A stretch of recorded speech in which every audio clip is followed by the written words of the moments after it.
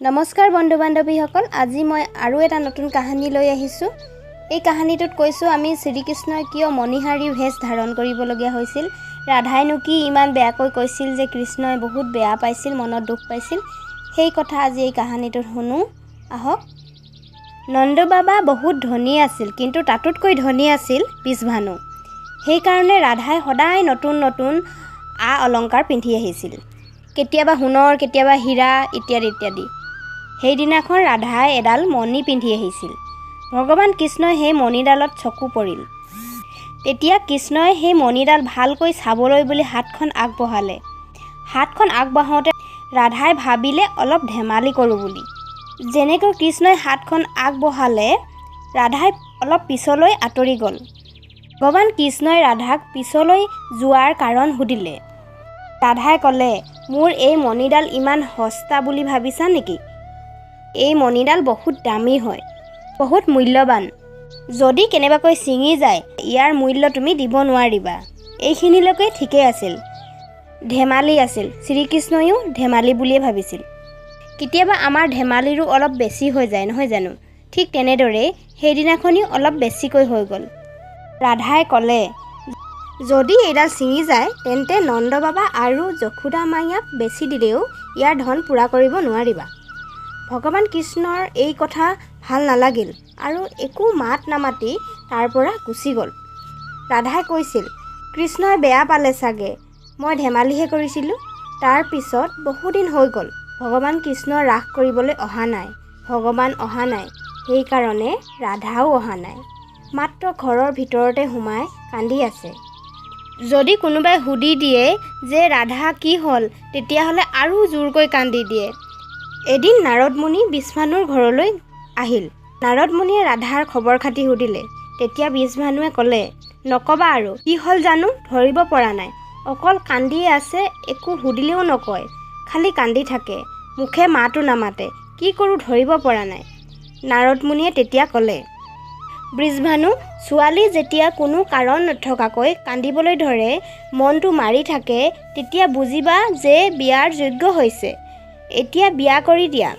বৃষভানুৱে ক'লে, বিয়া কৰোঁ কাৰ লগত, ল'ৰাওতো পাব লাগিব।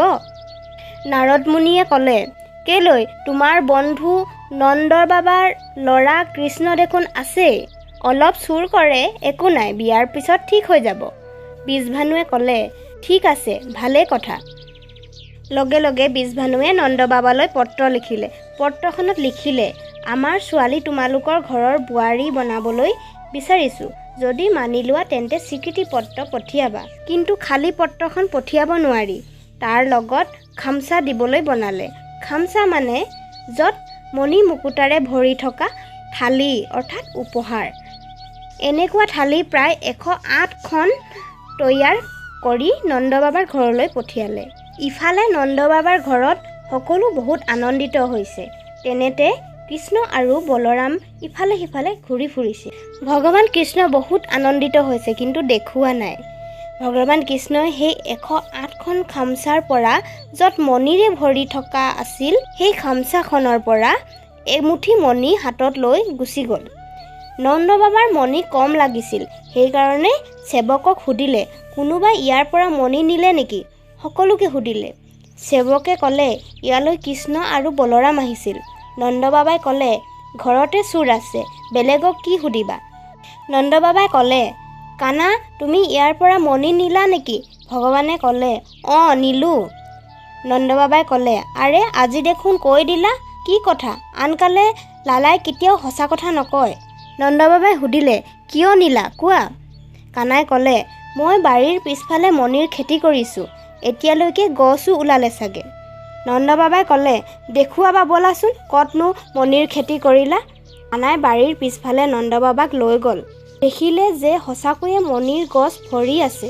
যেনেকৈ আঙুৰৰ গোছা লাগে, ঠিক তেনেদৰে মণিৰো গোছা লাগি আছে।